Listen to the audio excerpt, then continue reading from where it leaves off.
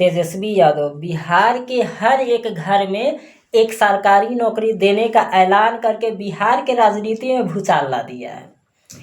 उनका कहना है कि जब हमारी पार्टी सरकार में आएगी, सत्ता में आएगी, तो बिहार के हर एक घर में एक सरकारी नौकरी दिया जाएगा। उनका ये भी कहना है कि जब हमारी पार्टी सत्ता में थी तो मात्र 17 महीना में 5 लाख सरकारी नौकरियां दी थी, और वही पार्टी हमारा फिर से सत्ता में आएगा तो बिहार के हर एक घर में एक सरकारी नौकरी दिया जाएगा। जी हाँ, आने वाले 6 नवंबर को बिहार में विधानसभा के चुनाव है। बहुत सारी पार्टियां अपना जोर शोर से प्रचार प्रसार करने में लगी है। उसी दौरान आज से 2-3 दिन पहले तेजस्वी यादव जी बोले कि बिहार के हर एक घर में एक सरकारी नौकरी देंगे, कि हमारी सत्ता आएगी तो बिहार के हर एक घर में सरकारी नौकरी देंगे। सर, यदि आप ये बात सुनकर खुश हो रहे हैं तो आपको खुश होने की कोई ज़रूरत नहीं है। ये सब एक राजनीति मुद्दा है और इसे एक राजनीति मुद्दा तक ही शामिल रखिए। 2014 की बात है,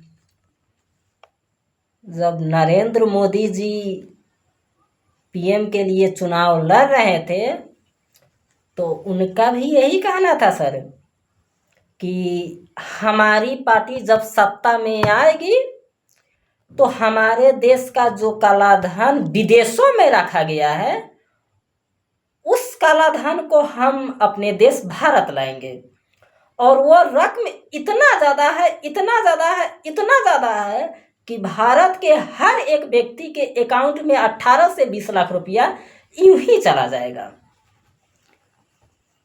उस बात को सुनकर, नरेंद्र मोदी के उस भाषण को सुनकर, उस क्लिप को सुनकर हमारे देश के जितने भी व्यक्ति जीरो बैलेंस पे अपना अकाउंट खुलवाए थे इस उम्मीद में कि मुझे भी 15 लाख रुपया आएगा, मुझे भी 18 लाख रुपया आएगा, मुझे 20 लाख रुपया आएगा, वो व्यक्ति आज भी अपना अकाउंट चेक करते हैं ना सर, तो उसे क्या कहते हैं, जीरो बैलेंस ही नजर आता है। तो वो भी एक राजनीति मुद्दा था जो नरेंद्र मोदी उठाए थे, और ये भी एक राजनीति मुद्दा है जो तेजस्वी यादव उठा रहे हैं।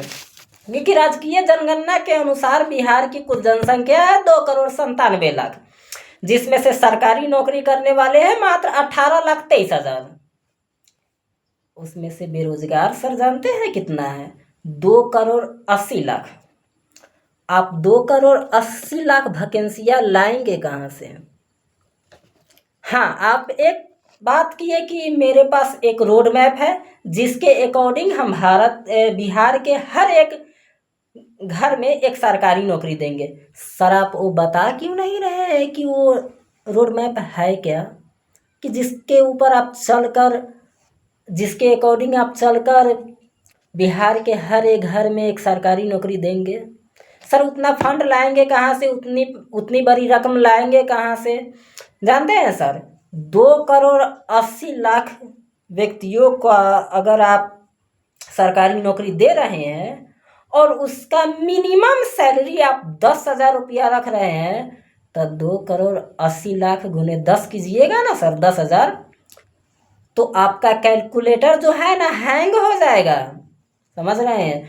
तो ये सब एक राजनीति मुद्दा है और इसे एक राजनीति मुद्दा तक ही रखिए, वैसी कोई बात नहीं है। हाँ, इतना तो बात जरूर है कि अगर आरजेडी के सरकार बन रहा है या फिर तेजस्वी सत्ता में आ रहे हैं तो नेताओं का भाषण बदलने में देर नहीं लगता है।